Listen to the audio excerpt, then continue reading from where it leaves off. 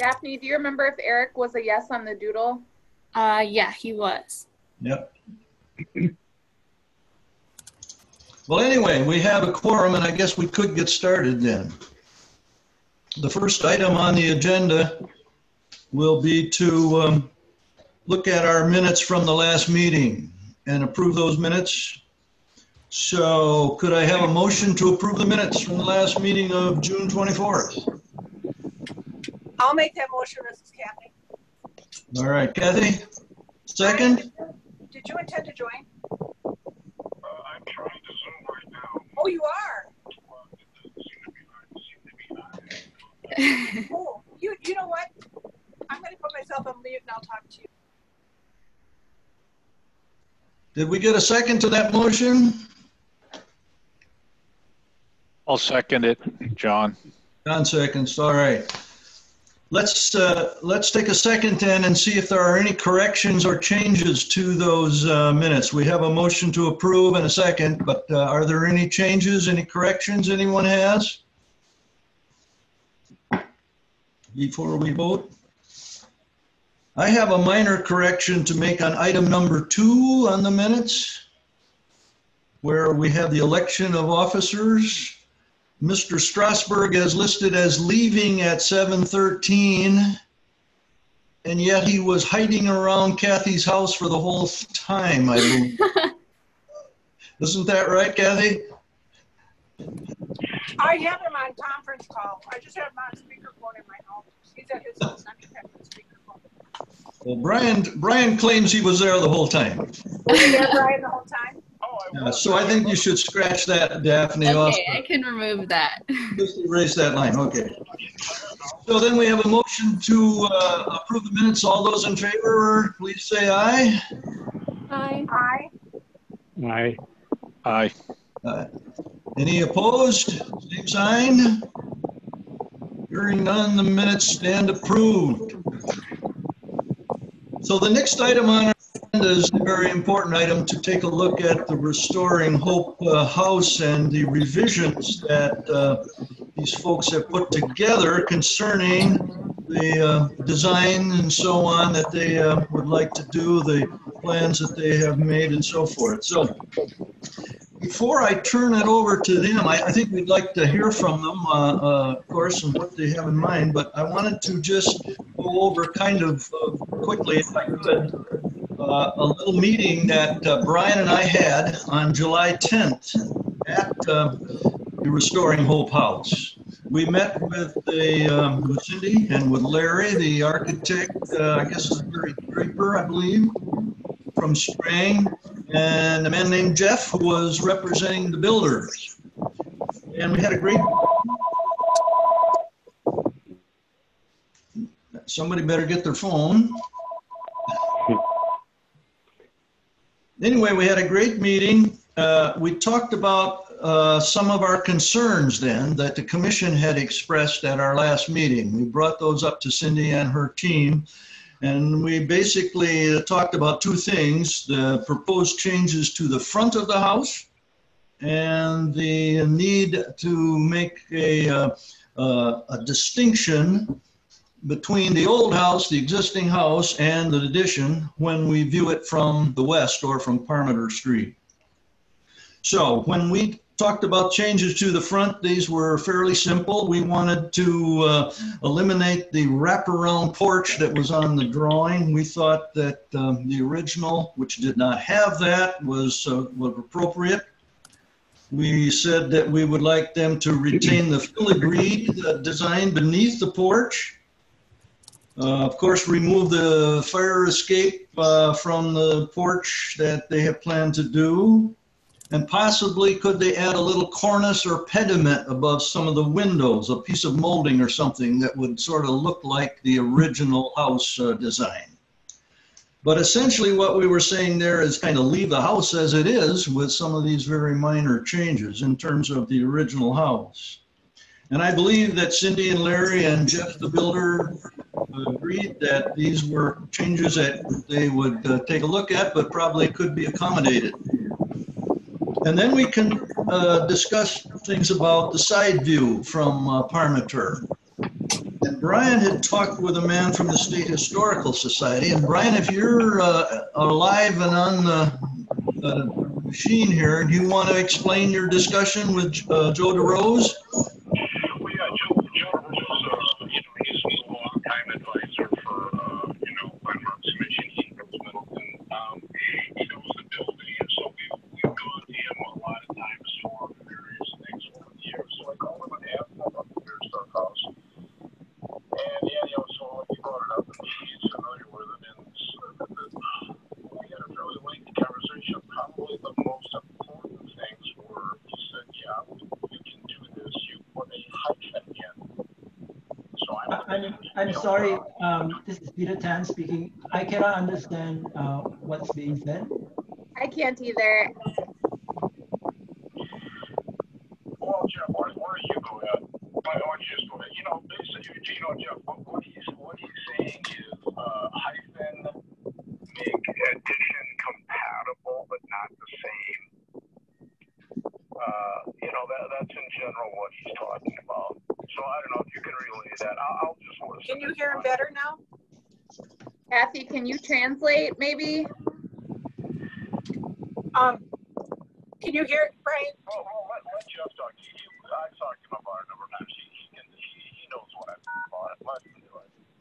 I'm just going to listen. Brian just wants to listen. He's going to let Jeff, he's going to defer to Jeff because he explained it to Jeff. Kathy has her hand raised. Jeff, did you say eliminate the wraparound porch? Yes. That's Not the porch. No. Not the porch. We're eliminating the wraparound of the tall tower. Oh, wraparound. Okay. Wrap around the tower. I'm sorry. I made a mistake in what I said there. No, it's Okay. the porch was taken, not the tower. Now, did everyone understand what Brian was saying or not? I had a little trouble hearing. Did not? Let me just recap, if I may then. Brian talked with Joe DeRose from the State Historical Society and asked him to take a look at the plans on his computer, which he did. He pulled them up, and his reaction was that viewed from the side, from the Parmenter Street, we needed some distinction between old and new, some separation. And he called that a hyphen. He said, what you folks need is a hyphen between the old and the new. Something that really distinguishes where the old stops, where the new begins. So we kind of use that term, the hyphen, and we then asked the architect, Larry, to go back and see if he could come up with some possible revisions or ideas, and they seem very willing to do that. So they have made some new plans, some new drawings and so on, and have presented those to us. I think everybody should have copies on their computer or printed them out or something. So at this point, I think it's probably appropriate to turn the program over to, is it Peter? Peter Tan, are you the one who's going to explain what you have? That's me. Or is Larry or whoever? But I would like to turn it over to you folks and let you comment on what you sent us and so on. Okay. Peter, would you like to share your screen? Yes, I will do that now.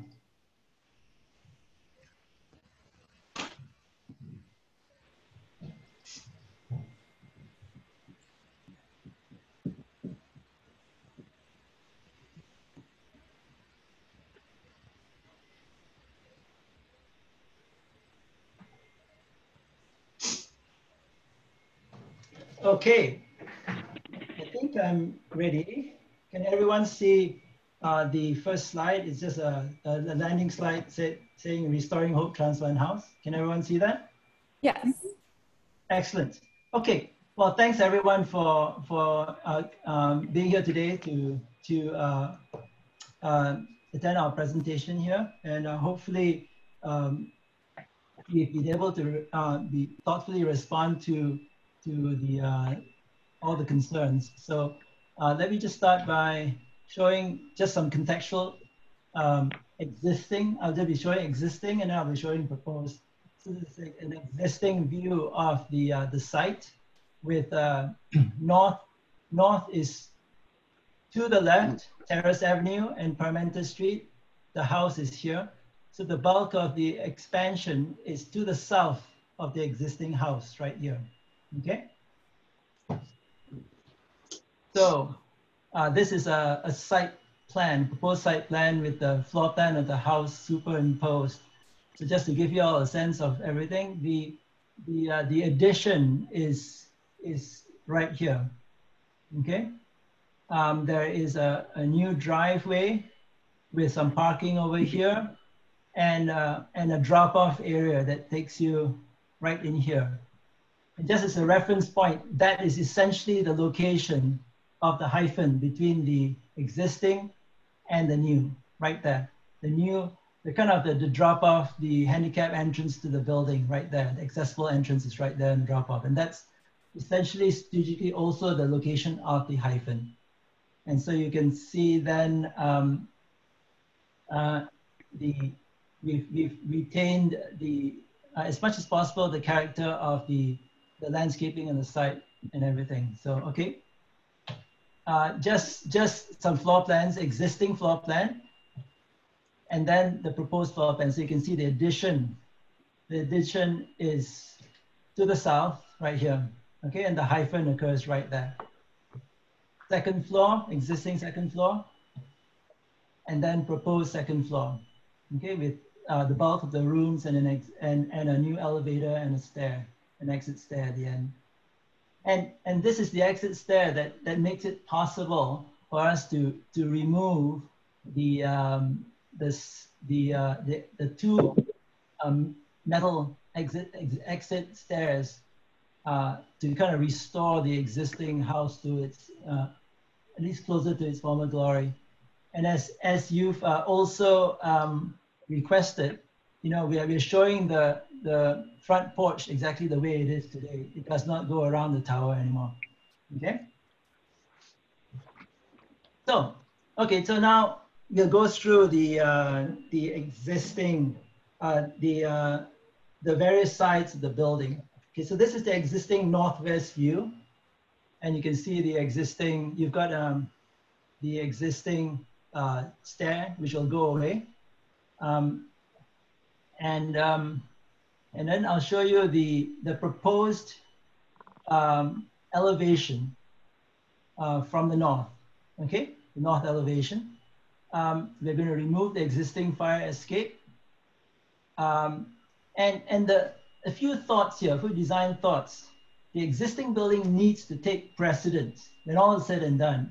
Okay, it is the preeminent aspect of the site. So we need to kind of have that. And the addition is deferential to that existing building.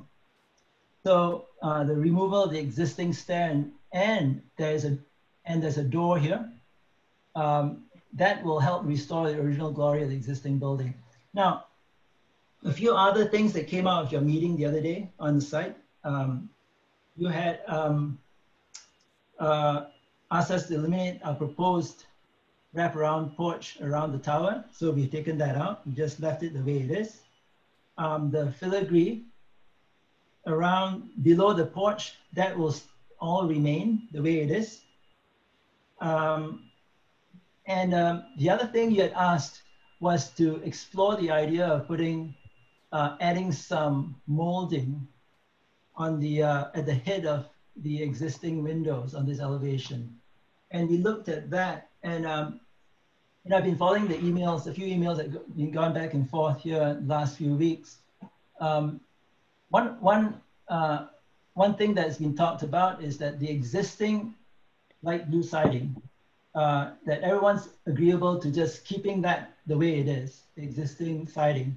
I mean, it's, and as we looked at it, if you were to kind of, if you look at the detail of the way the trim around the windows is now, if you were to kind of modify that and add molding and create more of a head condition there, it would be really difficult to do without preserving the existing siding that is. We probably have to just take it all off and start again because it's aluminum siding. It's hard to kind of just cut into it and flash flash it and do a good job, because aluminum siding is kind of, it dents and bends. You can't just cut it smoothly. So what we are submitting for you today is that we would not do that. And you would, we hope you'd find it acceptable for us to just keep the windows the way they are today. But all the other things that you requested for this north elevation, I think we definitely be able to do. Okay. Let's go to the next elevation. Now here's the west view. This is the one where the discussion was about the distinction between the old and the new when viewed from the east. So just to orientate you, the addition is going right here. And so the building actually, there's actually going to be a room that's added here. So the new part of the building would actually occur right here and then around to this point, okay? And you'll see in just a moment, and the addition does this. This would be the location of the hyphen. So let me go to the next. Okay, so now this is what we propose. Now, unfortunately, is there a way, I suppose I can hide the thumbnail video, because this is, I can see, let me see what I can do here. Okay, now I can see the whole, you can see the whole drawing, okay. So again, hierarchy, right? The existing building takes precedence. The addition is deferential to the addition, to the existing building. So this is the hyphen. And following this, I'll have a slide on colors and materials and stuff. So the hyphen creates a clear separation between the existing and the new. We've recessed it. We've used a color that's related to the existing blue, but it's different enough. It'll be obviously different enough. Okay, in the hyphen. Now, and then with the in the addition, we have a lighter color again. That's which is that kind of picks up on the existing, but because they never touch, that's very important, because then it won't look like a mistake. Because you can never match the existing perfectly. This hyphen allows that to happen. Okay. Now let's talk a bit about rhythm and proportion. I think it's the addition is distinct while relating to the existing compositionally. You've got some forms that kind of pick up, and then there's this 45-degree bay. These forms occur, yet they're not exactly the same. The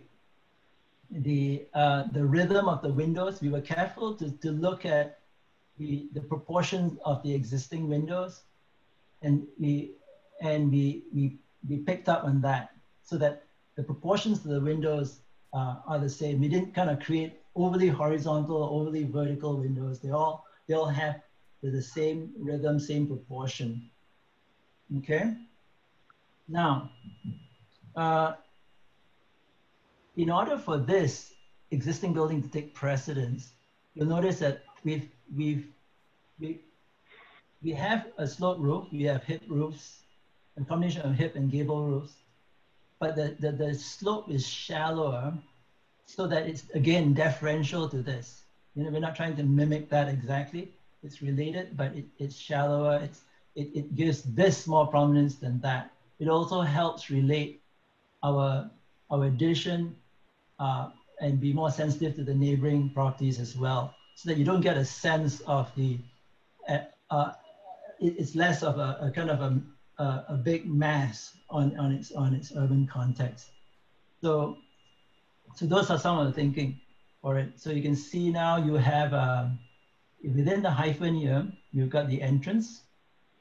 And you can see there's a very distinct kind of break here. We have a kind of a canopy that resolves this canopy here, this recess that you're adding to the building, resolves that, and then it ends in this gabled entrance piece. So you notice that this doesn't keep going. There's a very distinct break here. but rhythm-wise, it does still pick up. You know, you've got the rhythm of the verticals, the columns, the proportions of the overhangs and stuff that relate to that, but there is a distinct break here. Okay, so we've taken the like the existing picket fence, and we're proposing that continues through as well. So the context becomes harmonious in that way. Okay, so now let's go to the next. A bit about the color. Okay, the color, the hyphen, which is this color. The field is this, which is a lighter blue, this existing. And so it relates to the existing. The hyphen is a deeper blue, but in the same hue, just a deeper value, to underscore the clear distinction and separation between the existing and the new. And like I mentioned earlier, you'll never, this is going to be a vinyl siding that we're proposing, and this is an aluminum siding. So you never get it quite exactly the same. So that's why that's the role of the hyphen. The trim is an off-white color to relate to the existing trim.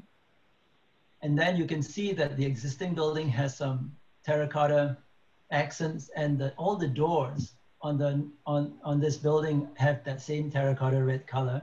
And you're proposing that, you know, as a nod to the existing, the doors would have this color as well. So that it kind of brings it all into a harmonious whole. So there's this kind of delicate balance between being deferential, relating to, while maintaining a distinction between the two, and also the distinction that honors the, you know, what's the most important part of this site. Okay. This is just an elevation view of the west elevation. You can show from the existing to the new is here. It's important for us to show you the perspective view to understand exactly when you have sloped roofs. When you show a sloped roof in elevation, it always looks higher than it actually is, because that's just the way elevations are drawn, because they're head on. So you can see from this photograph here, these roofs sort of recede back quite a bit, which is what we need, because again, you need the differential to the existing. So you can see in elevation they look really high, but the reality, what you see in reality is much more than what the perspective is. So that's the west elevation. Now we're gonna go around to the south of the building. This is the existing southwest view. And you can see that the addition is gonna be here. And this is a south elevation of the building. So there's a canopy, there's a recess here. We've got 2 parking stalls that go recess into the building. And we have a canopy that helps resolve that recess, which kind of picks up on the porch in the front of the building.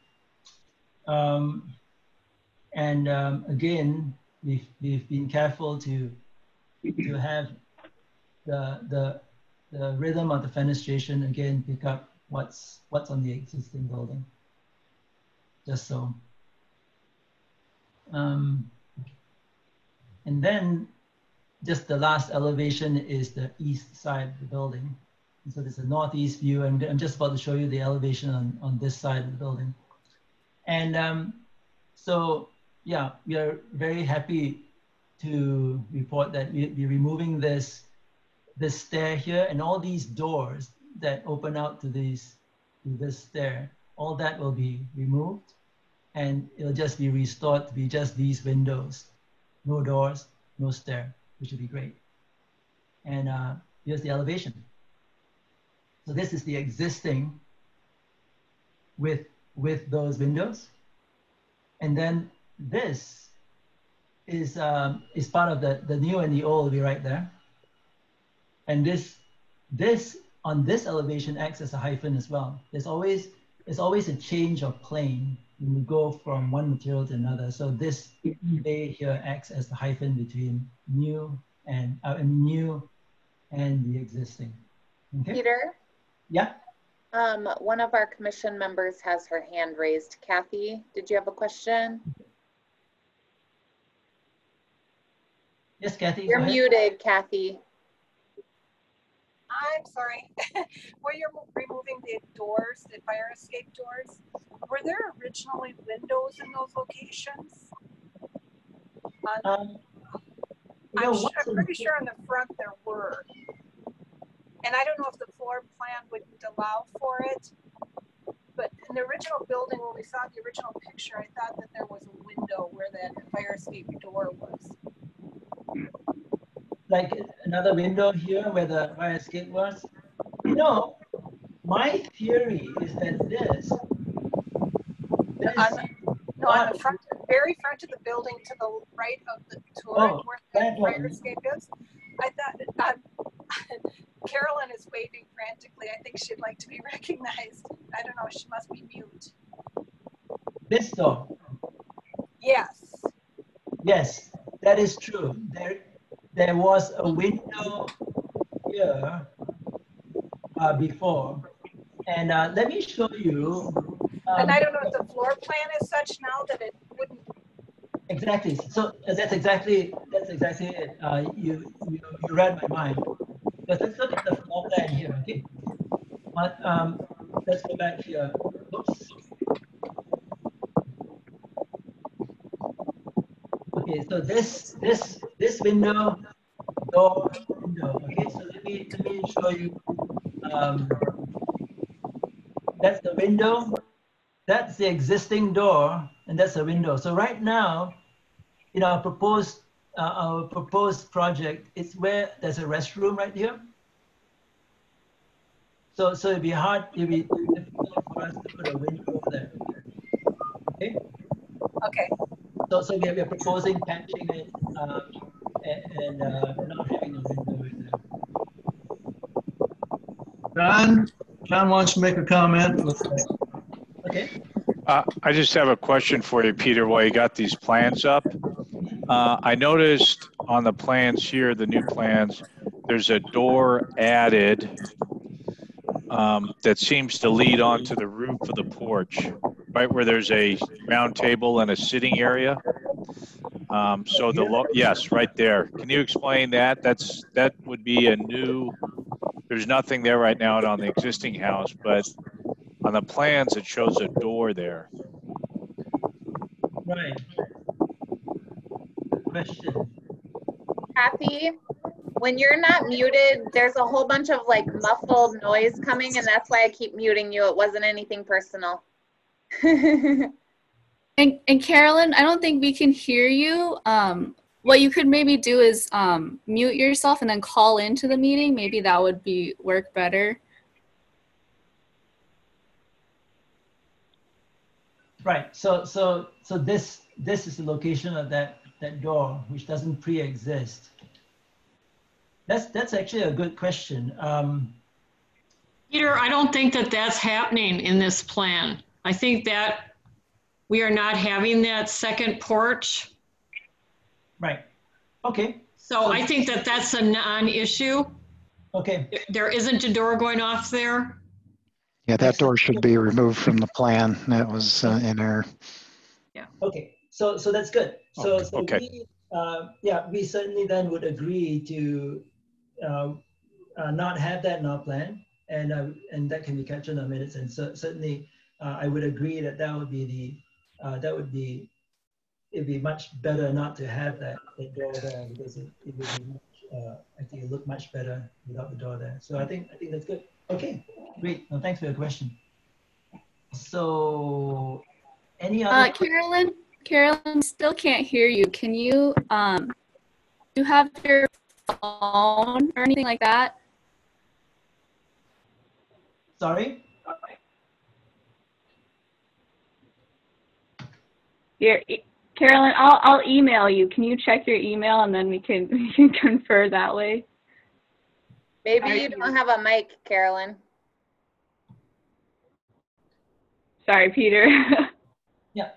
So okay. So I think I'm back to All right, while they're trying to work with getting Carolyn alive here, does anyone else have any comments, questions they would like to raise with Peter? Amy, how about you?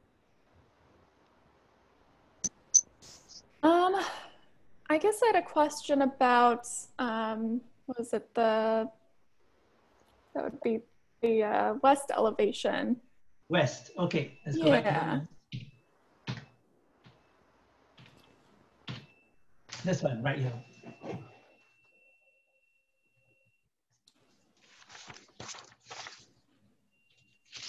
Okay.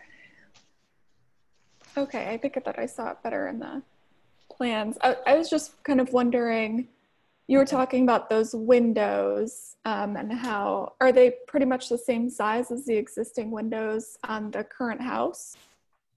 So the existing windows, it's really interesting. My theory is that this house, the existing building, actually, not all of it is original to the building. And there was a phase 2. And let me share with you here. The my sense is that here is a good. I think this portion of the house was added later. This is original, and this portion of the house was added at a different time. And the reason why I suspect that is that if you look at this, the rest of the building, you never have these paired windows. And this part, which is that old Queen Anne Victorian part of the house, you only have a single window, and you got these paired windows. But they have a pretty good, each one of these is pretty much the same proportions as that. So what we've done here is I've taken this portion of it and used the same proportions on the west elevation. So these guys, right? These folks are picking up what's on the other side of the building. Okay, I see. Okay. Thank you. So and then this is kind of differential to that proportion, but the pair, it's interesting. The typical Queen Anne Victorian built houses, as far as I know, they're typically just single windows. They're not really paired. They're double hung, but they're not paired. But I thought, okay, that would be really a good way too. So this is kind of the new, it's like the new old. I'm picking up the new old when it comes to the our addition. So I thought that was a good strategy. But all of these kind of have that again, a way of being different and yet differential. Okay, interesting. And that was added on, Peter. Yeah. That's when they added on the nursing home part of the house in the 70s, I think, or because you can tell by the woodwork on the inside of the house, it changes. Right. From being really old Victorian to trying to replicate. Right. Anyone else want to chime in with a question or comment? This is Kathy. I do have a question.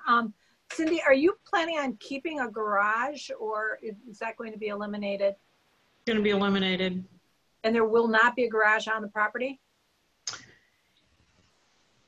We are really contemplating that because it just becomes something to catch stuff. Right. And so the possibility of that's one thing out there of a utility kind of a thing like others have for like a lawnmower, but otherwise we really have no need for a garage. We have It's no more need of a utility shed. That's what I kind of was wondering about, where the lawn equipment and the garbage cans and stuff like that. My other question, the driveway that you have going on the west side of the building, you're not looking for any parking on that, are you? No, it's not wide enough for parking. It's just wide enough for a drop off. So you just come around and it's a drop off, right? Would a single driveway do that? A single Sorry, Just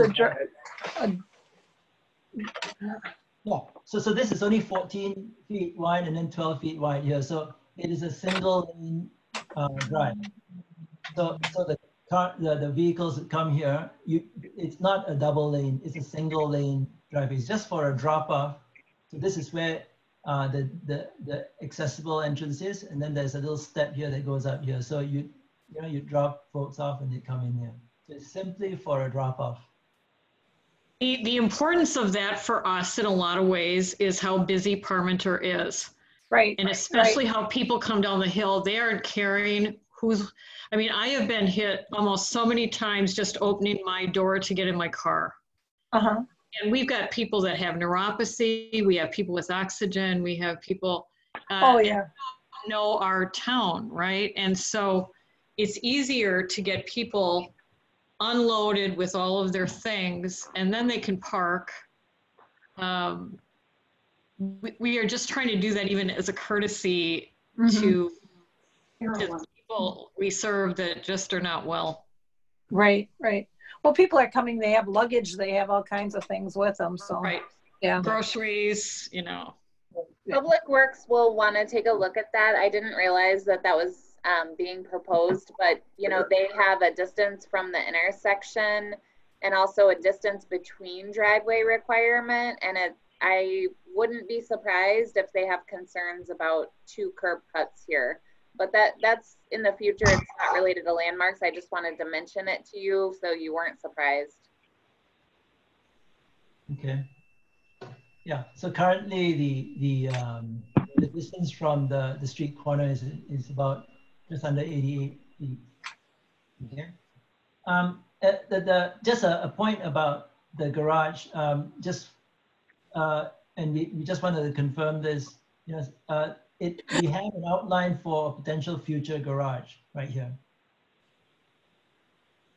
John, we haven't heard from you on your thoughts. You had quite a lot of reservations looking at the original plans, as I remember, from the Parmenter side of things. What's your reaction now? I just have one other question. Actually, right there, Peter. Oh, the photo. If you could show the west side photo.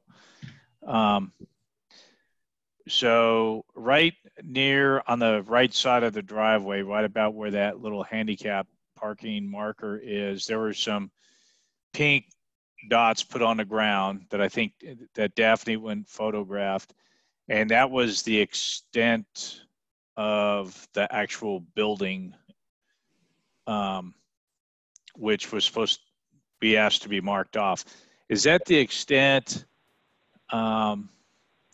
to the corner of that overhang on that side of the building, or is the overhang going to go beyond the driveway? Mm-hmm. I'm trying to look at the 2 photos, that your drawings, and it's really. This is Larry. It's the extent of the overhang. Okay. So there is nothing else that projects further beyond that orange dot. Okay. Excellent. Thank you, Larry. No, that's I'll just say, Jeff, I appreciate the effort to distinguish the original Piersdorf house from the addition, and the concept sketches here really add some depth beyond that initial long drawing that we saw that kind of just showed a big apartment building. So I'm pleased with what I'm looking at. Have we got Eric online at all yet? Daphne, is Eric around, or did he not check in at all? I haven't seen him. I believe Carolyn has reconnected though. Is Carolyn now? She's been trying to call me on my house phone. But that didn't work either. Now there's Carolyn. Are you there, Carolyn?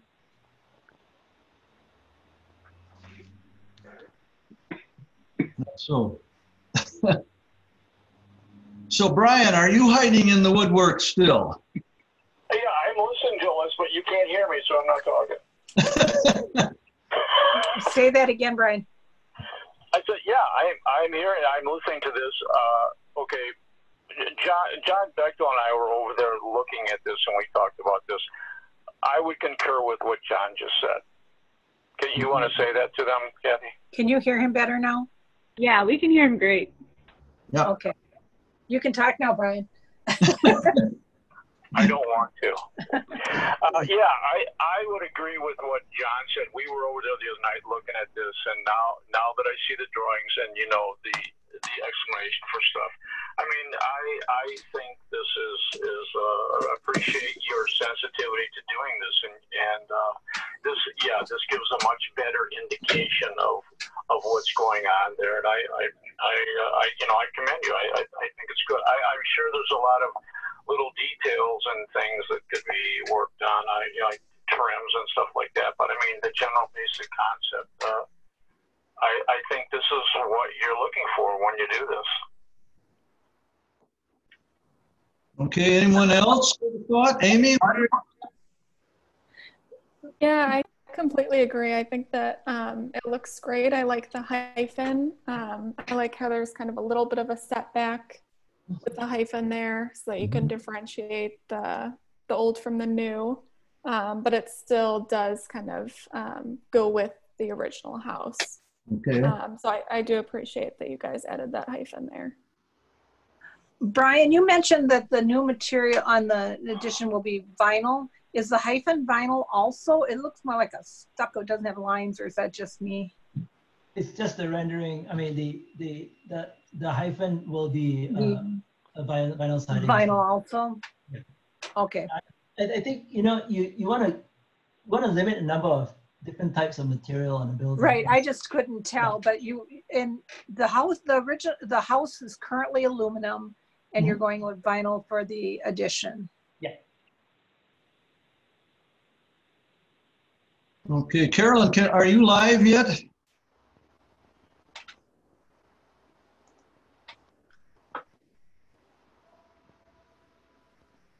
Oh, Carolyn is calling my house phone. Why don't you have her call me, Jeff? I have my cell phone right here if she doesn't mind it being long distance, or else I could call her number. You want to call Carolyn then, Abby? Let me see if I can give Carolyn a call here. I've got Carolyn on my house phone right now. The only thing is I don't know if... All right, just a minute. Let me see what Carolyn has to say. Okay. I don't know if Carolyn is back at her house, so I'm not sure if the number that I have for her is her current. All right, Carolyn, why don't you hang up? Abby's going to call you, okay? So you hang up on my line, and Abby, you're going to call her, and you have her number? 231-6230. That's the one.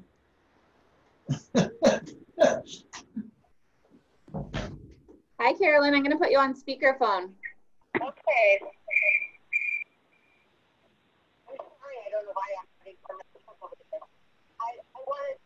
Abby, can you put her a little closer? Oh, okay. I wanted to address a couple of points about the front window.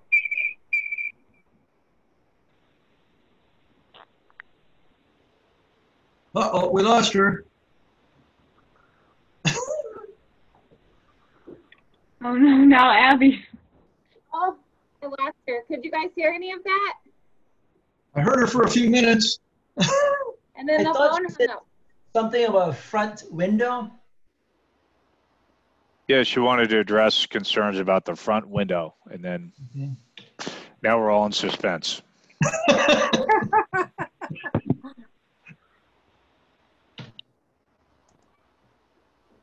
Hi, I lost you. So why don't you just tell me and I'll repeat your words to them.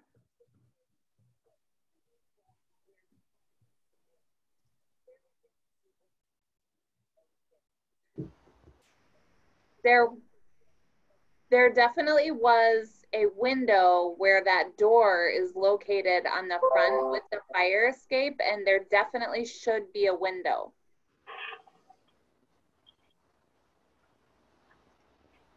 So, So there's a restroom, there's a bathroom there. There'd be a great view from that toilet right there, Peter. And a great view of the toilet. She said, put a curtain over the window. Hold on, she's got another point she wants to make. What was the thing that you were saying about the first floor? First floor.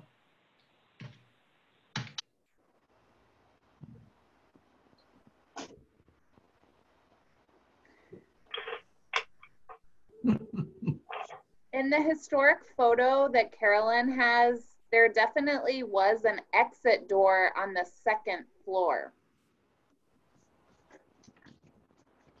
It matched the first floor door. Did you see the photograph, Peter? Yeah, I think that exit door led to a. Call it up, okay? Peter's going to pull up the historic photograph. Yeah, the 1975 photo that we have definitely shows a door there. The 1910 photo shows something that could have been a door. It's a little hard to see. And then by 1995, it's blocked off.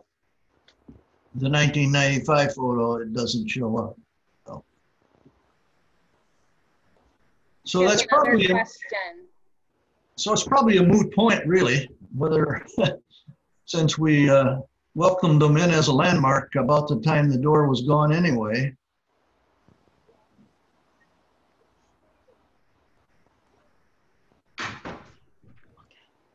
I'm going through my... Period of significance is the original building, and so that door should be there. Okay. Well, it would be nice, but it wasn't there in 95. So presumably it wasn't there in 93 when we welcomed them in as a landmark. So it seems like we'd be retroactively here going back and forcing them to do something that wasn't there when we made them a landmark. So I'm not sure. Jeff, is the door that you're talking about what the door we had discussed earlier this evening that kind of just led onto that porch roof? Is that the location of the door? Yes, the one you brought up initially. Okay, well, I'm not sure that you'd get away with putting a door there onto a rooftop that has no railing. I'm not sure. Well, if they had one there in 1975, it probably... Well, the 70s were a great decade, but... violated a lot of codes, I'm sure. Perhaps a window then, she says. Or a faux door. Well, I think that's a kind of a minor issue here, really, isn't it, at this point? What would you like to say, Carolyn? Well, what does Peter think if that door isn't there that leads on the second floor about, I don't know, about having a window there? I suppose, again, it's it's the aluminum siding. I mean, I think we all know how aluminum siding behaves, right? It's a relatively light gauge material. And in some ways, just aesthetically, it actually, you know, this, to add a window or door to this existing siding now, it's going to be really hard to do it cleanly. And that's my concern. Then you kind of going down this rabbit hole in terms of, yeah, because it's just going to dent and all, and then that's what my concern is. I mean, there's a certain level of just symmetry, the way that Bay is now, and my gut tells me that it's actually best if we just leave it the way it is. I mean, in some ways, I think we just be. It's neither here nor there, right? You know, I mean, it is different. I mean, you look at the original building. I mean, there's the Queen Anne detailing. I mean, there's a lot more stuff to kind of do this. It's just it's neither here nor there. So my recommendation would be actually to just leave it alone. Peter, Carolyn wonders, are you going to have that same issue with siding when you replace the fire escape door?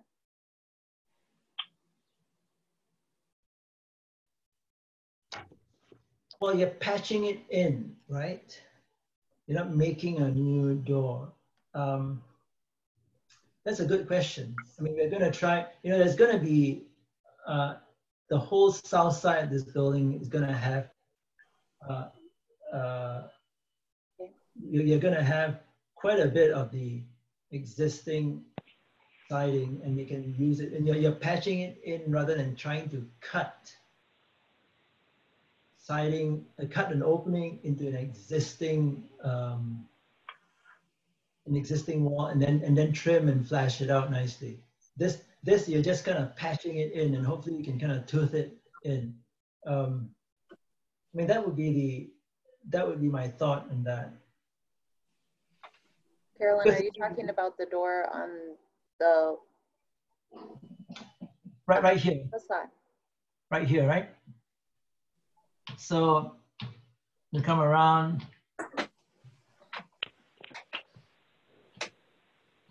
I think, yeah. So Carolyn, this is right Carolyn suggests that on the front, it would be better to replace the door with a window. Which was the original? Right.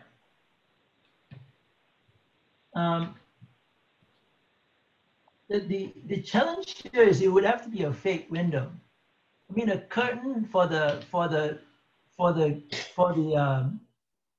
toilet will not be sufficient because these old houses, the window sills are really low. I mean, you're talking about the sill is only about maybe like 18 inches, maybe 18, 20 inches from the floor. Okay. All the restrooms in this building are ADA accessible. I mean, they're all accessible. So there's a grab bar there and stuff. The grab bar is much higher than the 18 inches necessary. So it would necessarily have to be a fake window if you did that, with spandrel glass and the whole 9 yards. Either that, you have a window that has a much higher sill, and then again, once again, you're neither here nor there, right? It could be frosted glass maybe, but I don't know how that would look from the outside.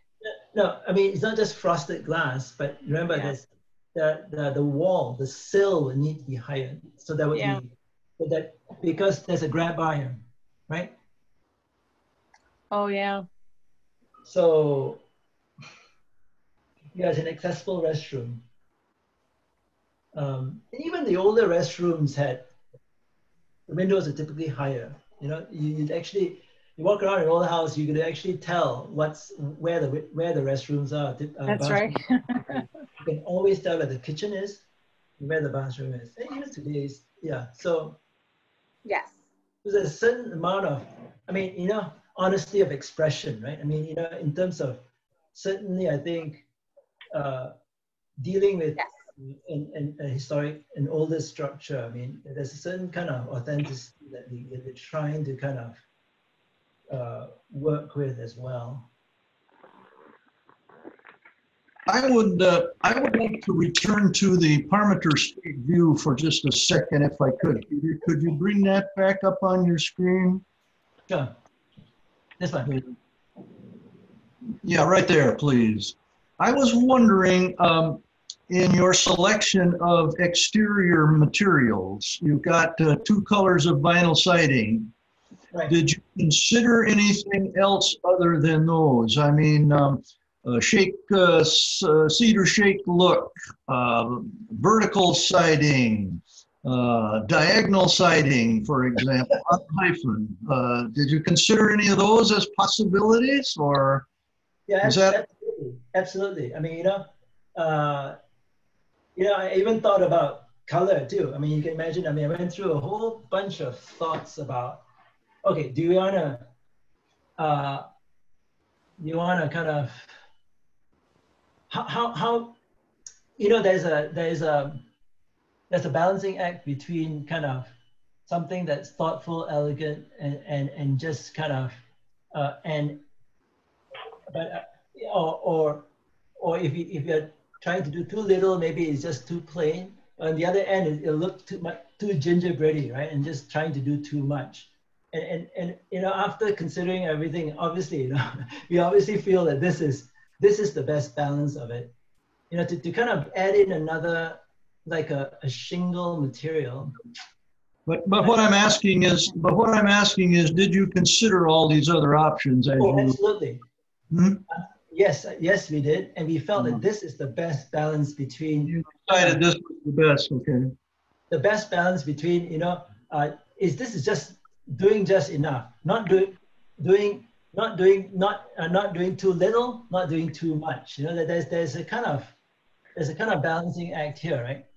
And yeah, it is subjective, and we obviously, after thinking about it, I really felt that this is an elegant, thoughtful solution to what you want to do here. Okay. And again, and remember, at the bottom of this is this addition should be differential to the existing. You should not call too much attention to it. And I'm thinking, you start putting like shingles on this, like it'd be like, oh wow, you know, people will start noticing. That is the hyphen is to recede, to kind of. But you want the bigger. To kind of be the transition between the two, not to draw attention to itself. In fact, it's the opposite, right? It's supposed to recede. It's supposed to kind of go away, to kind of let the two, the new and the old, kind of be. Okay. And then you start thinking about shingles, like the use of shingles at this point in time would be, then, you know, it's kind of the arts and crafts movement. It's kind of like some of the, I'm thinking of the Vanderbilt Mansion in Newport, you know, there's the shingle style stuff. And so you start thinking about at that time, right, at the turn of the 19th to 20th century, you know, it's the use of shingles brings in a whole other kind of thinking in the history of architecture. You think about it. So I'm like, oh, no, you can't go there, right? Because this is more, you know, it's more like Queen Anne Victorian kind of stuff rather than the shingle style, right? Peter, Carolyn would like for you to go to the other image of the Parmenter Street facade. Okay. The photograph. Photograph, okay. This one. Is that right? Or the one with the photo, like this one. Can you see it?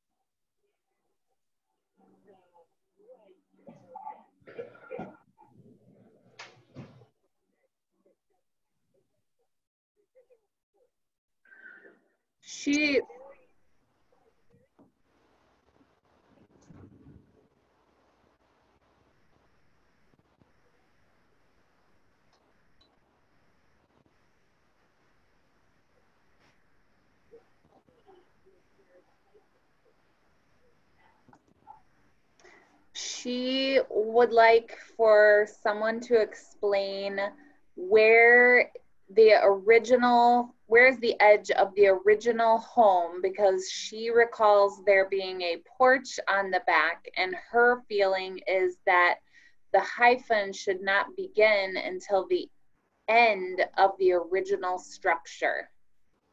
Is that right, Carolyn?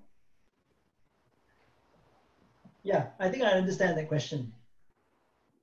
So this is actually, in some ways I expected that question. And this is what's really important for us to think through is, I think I'm going to try and explain this with a combination of the existing photograph and the floor plan. Okay, so I'm going to toggle back and forth. Okay, take a look at, so this is, okay, again, want to make sure you understand what's original and the original home. The original original home, the Piersdorf mansion itself, this is where the wall was, right? And you notice that this wall is recessed back quite a bit from the front of this bay, okay?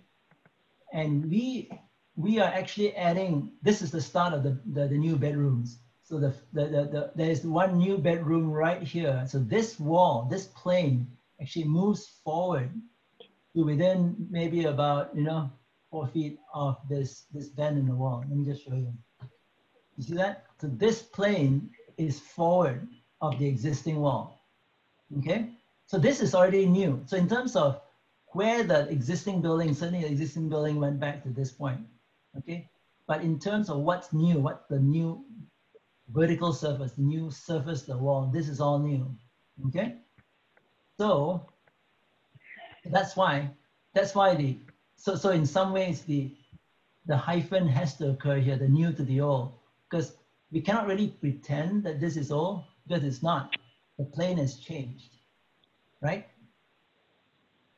So let me show you in plan what we're talking about. And believe me, I thought long and hard through that question. You can see, okay, so the dashed lines are the demolition plan, okay? So this is the existing, and remember, this is not original to the Piersdorf mansion. This is an exit stair, okay? But this portion is, so, and then you can see that you go back and forth, it's right there, right? I keep my cursor there. So that's where so the wall has moved forward. So yeah, it's not like the addition just kind of, it's not like we just placed an expansion right here. It actually, even on this side, it's the same thing too. You can see that it went from here to here. And what we did was this bay here, this element is on this side of the building, the hyphen, and then, that's the light blue. So we have the light blue, okay, that's the deeper blue, and we can go to the second floor. That's the deeper blue right there, okay, deeper blue and deeper blue. You always change color at a change in plane. Always at an inside corner too. So changing color here, changing color here, changing color there, changing color there. Did you hear what he said? Is that helpful? Yes, I can hear you. Is to go to the original edge because of the way in which it joins the roof line. And as a result, the roof line in this new design makes the roof much too large. Did you all hear what Carolyn said? No, not really. Sorry. She said, go back to the photograph on the Parmenter Street side. Okay. Go ahead.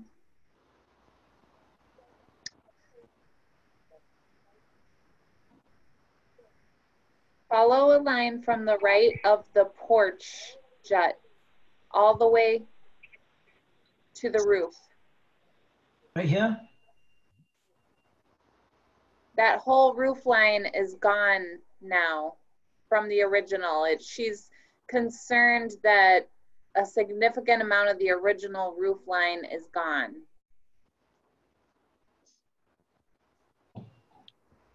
This part here, right? There. Mm-hmm. Yeah. You can't, can you see his screen? Or no, you can't see his screen?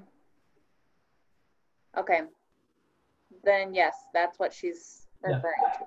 You know, the interesting thing is that is part of the 70s edition. You can tell when you walk in that room that was an add-on after the original house.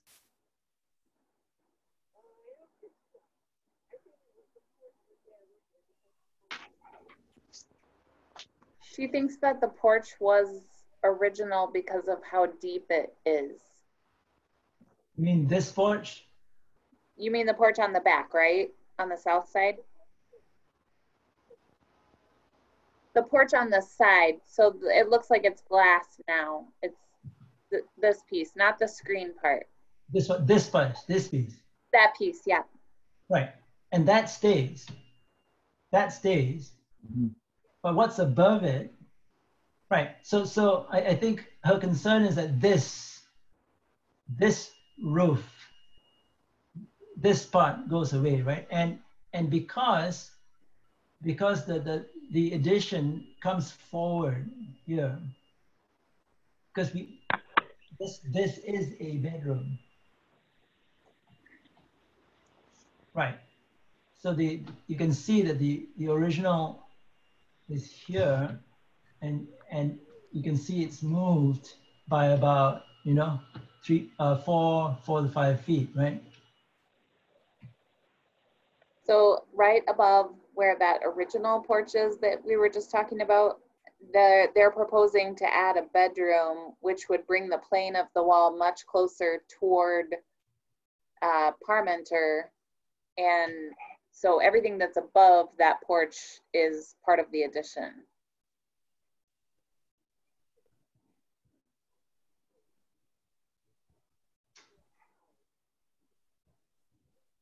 So on the second floor, the new and the old line actually occurs right there at this point. Right? You can see because that corridor stays, right? It's pretty much the same corridor. Well, actually the corridor moves over. So what Carolyn would like to say is that the things that she has read about historic preservation and creating an addition on a historic structure are that the original structure should be maintained, and then the addition should be inset so as to not distract from the original portion of the home.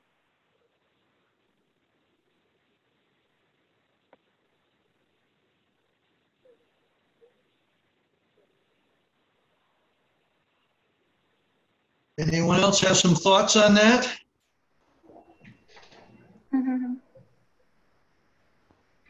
Brian, I had you on mute. Go ahead. Actually, I had me on mute, not you. Brian is live. Okay, this is Brian. Well, I think that's what they've done here.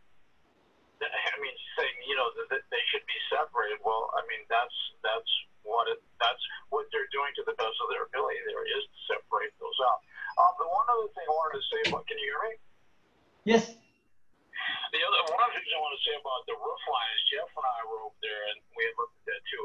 One of the things is when you're looking at the plan, you're seeing that from exact ground level.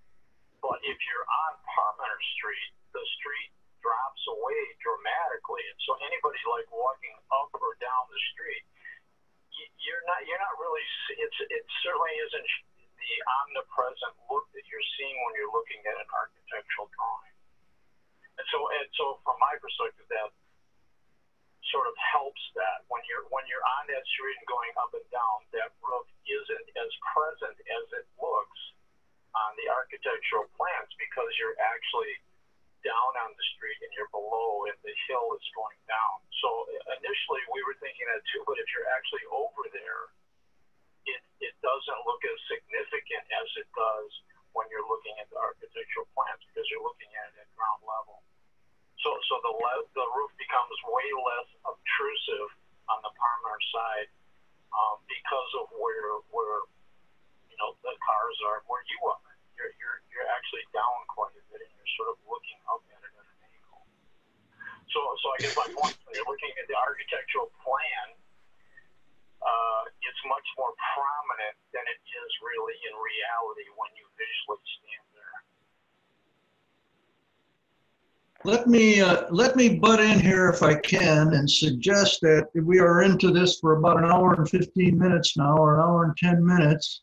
And I wonder if we should think about having a vote. I've been keeping a rough tally here of opinions and so on. Is there anyone willing to make a motion that we approve the proposed changes to the house? Or a vote to table it, or a vote to disapprove? Is there anyone wanting to make a motion? Yeah, this is Brian. I'll make a motion. Yeah, I would make a motion that we should approve. And certainly there are like multitudes of little details, but in general, I think we should approve it. All right, Brian. I'd make a motion to approve. All right, Brian moves that we approve. Anyone want to second that? I'll second it. John? Okay, John is seconding that. Really quick, Carolyn would like to make a friendly amendment. That's it.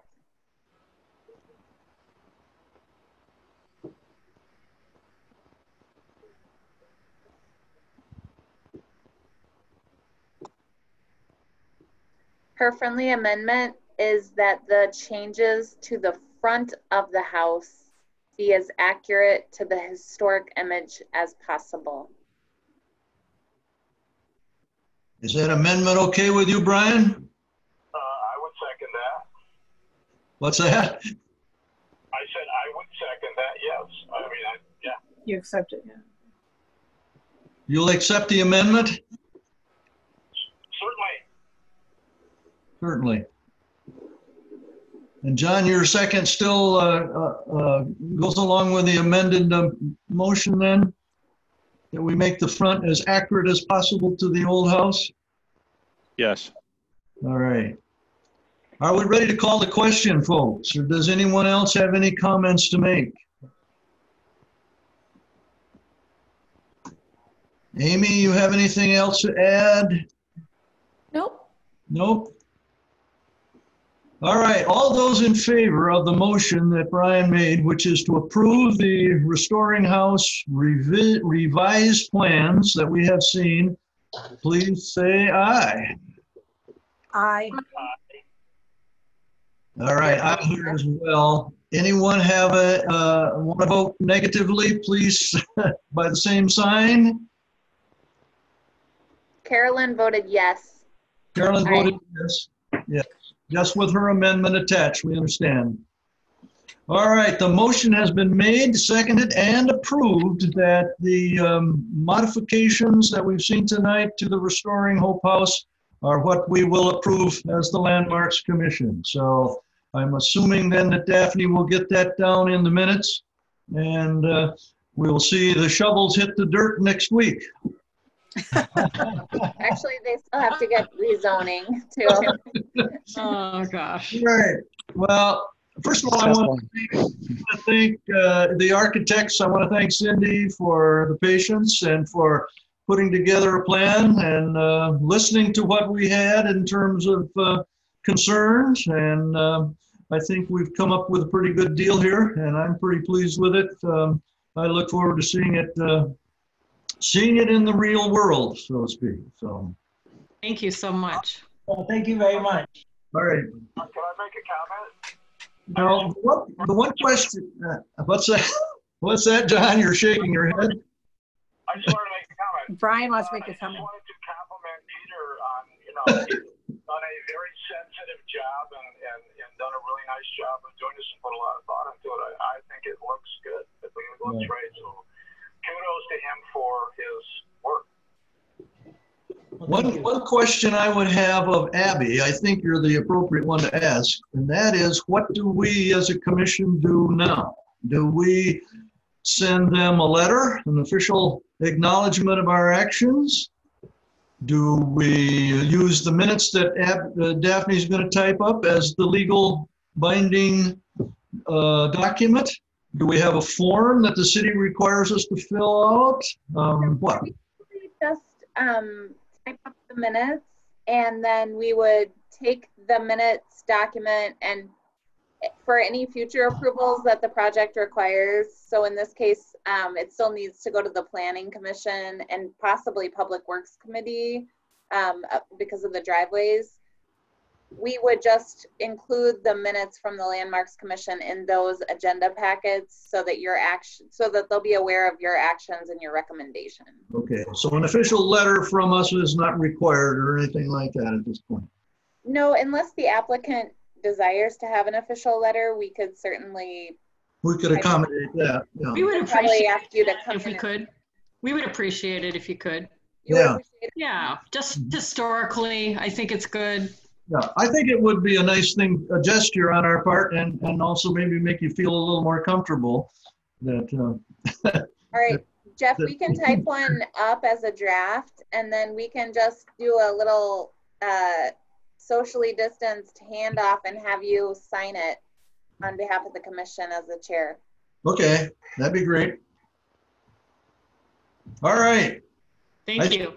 I think we're done with that issue, and we have a couple of more items on the agenda that I think we can dispense with quite quickly. And Cindy and your crew, if you want to bail out and go have dinner, we can certainly understand. Thank you so much. We appreciate it. Thank you so much, Peter and Larry and Jeff. All right. Thank you. Thank you very much. Okay, bye. Yep, thank you.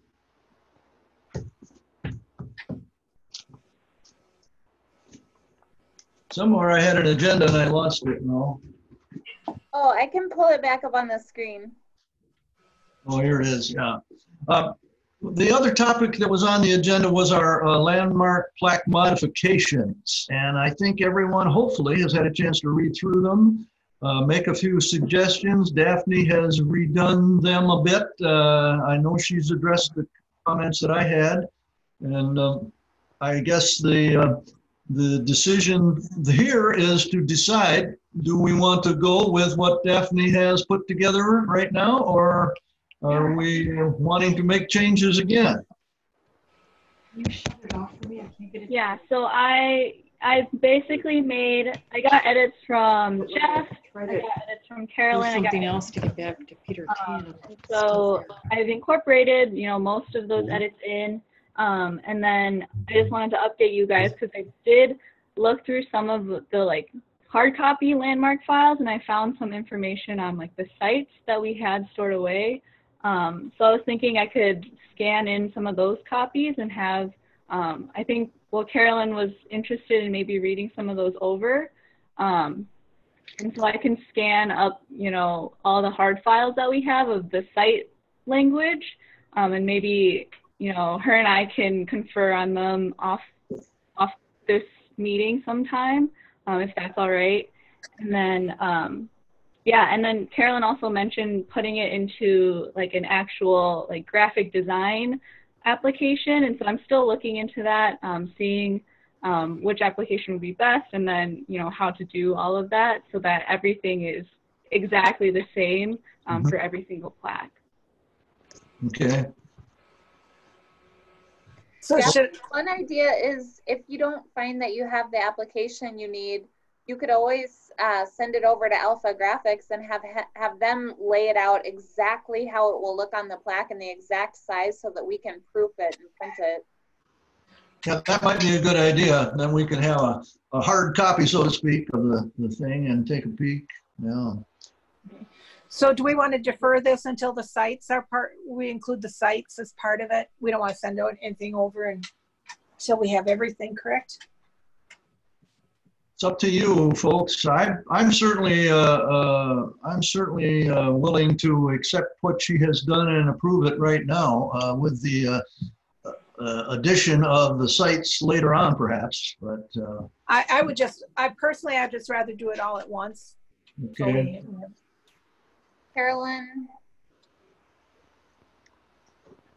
Carolyn sent you some text for the sites, Daphne. Okay. She said it was weeks ago. Yes, I did get that packet. Mm-hmm. Well, we've been dealing with this for quite some time now, so it would be good to wrap this up as quickly as we can. I think Daphne did a great job of putting it all together. Looks good, and so on. And I think Abby's idea of getting at least one printed up by Alpha Graphics might be helpful. Any other comments? Motion appropriate or not? I don't think we need one. Kathy wants to hold off a little bit till we get the sites. Wow. And more selfishly, I did have a few comments that I didn't get to Daphne. What? Okay, but you will, correct? Well, it got to where I was wondering, like when I'm looking at the little white church on the hill, and the last line is currently this Middleton landmark serves as a 2-family residence. That's not really why it's a landmark, though. I wonder if we need something like that. I had a lot of little comments like that, but that's just me. Yeah, you can certainly send me those comments and okay.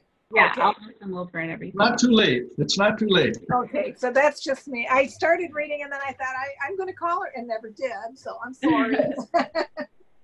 Well, you have a professional editor there who is that you're cohabiting with, who's done a lot of work on this too. So yeah, well, see, he's used to me reviewing his book.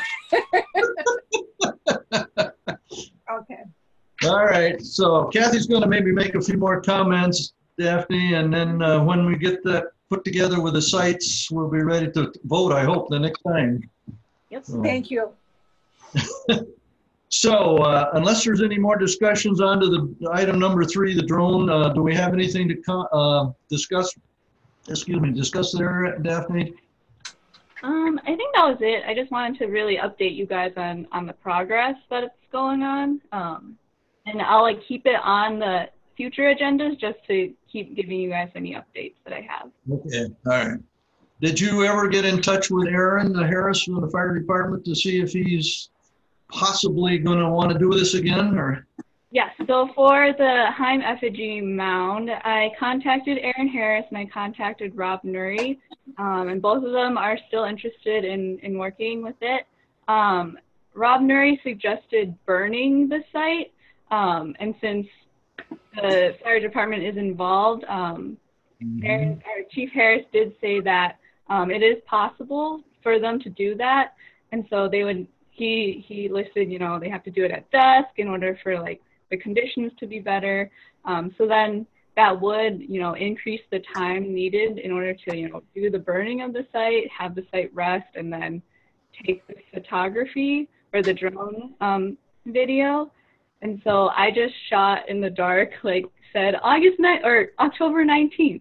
And both of them haven't really replied yet. I think it's still too far out in the future for them to, make that kind of commitment. But I suggested October 19th for the burning, and then 23rd, so that was a Monday, and then Friday for the drone video. And so I'll check back in with both of them, much closer to that time to see if they're still both able to do that. Did Rob Nuri concur that they could burn in the fall? He was the one that suggested doing the burning in the fall, and then Chief Harris said that it should be possible. They just have to monitor the conditions and everything. They usually burn in the spring in those conditions, but that's okay if he's willing to give it a shot. All right, so that's it on the drone footage then for right now, I guess. Good report. Thanks, Daphne. The only other thing on the agenda is a little white paper that I wrote, and Daphne has it at the end of the 49th page in the whole document here. And I don't want to spend any time tonight. I know everyone wants to get out of here and go have dinner and whatnot. But what I did was read through chapter 18 of the city ordinances. And I ended up with more questions than answers. This time I read it a lot more carefully. And there was a lot of what ifs. What if this happens? What do we do? What if this should happen? What do we do? And so on. And I don't know what the procedure should be. Abby, you should probably be the authority here. Is it possible to add to the city ordinances some information that would help us or guide us, or is that totally out of the question? It's definitely possible. It would need to go through L&O. We have a really good contact on L&O who can help us, and that's Kathy.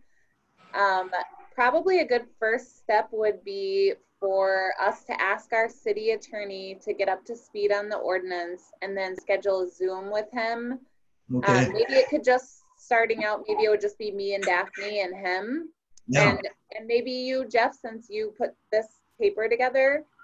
Sure. And then we could kind of draft up some responses from him and get some suggestions for where he'd want to go with this. It probably will take a few months at least to revise the ordinance. Understand, but that would be appreciated. The other option I thought, and maybe you can answer this too, is do the commission have a manual of procedures that guide us, that we could look to page 33 and say, aha, this is the answer to this question and so on. Do we have? I don't think we have that. No? Brian, we had a handbook, didn't we? Well, yeah, we had a manual at one point, but you know that would probably be obsolete at this point. But you know, I would agree with Jeff. There's probably a lot. You know, it's a different. That was written like when was it written in the late 70s? You know, it certainly could be upgraded. There's a lot of different issues, a lot of different stuff going on. So yeah, I definitely think things could be spelled out in more detail on a lot of different venues. But this would certainly take some time. Well, you know, like the question that I raised at the end of our discussion and vote this evening, you know, what do we do next? What's the proper procedure for notifying officially the person that brought the application to us in the first place? How do we notify them? That should be something spelled out somewhere.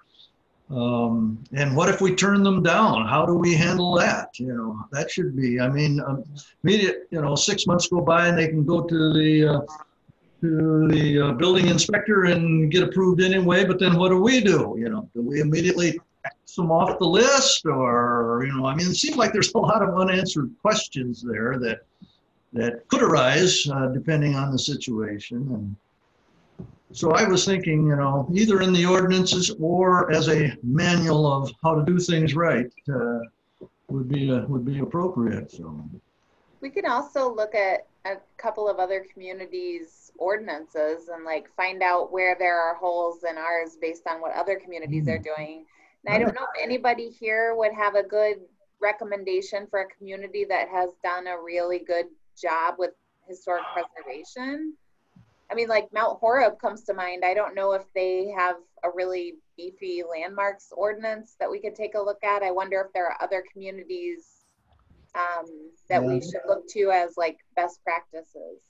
Well, that's a good idea. Yeah, you know, one thing I think to do would be, and this is who I talked to earlier, is to talk to Joe DeRose about this.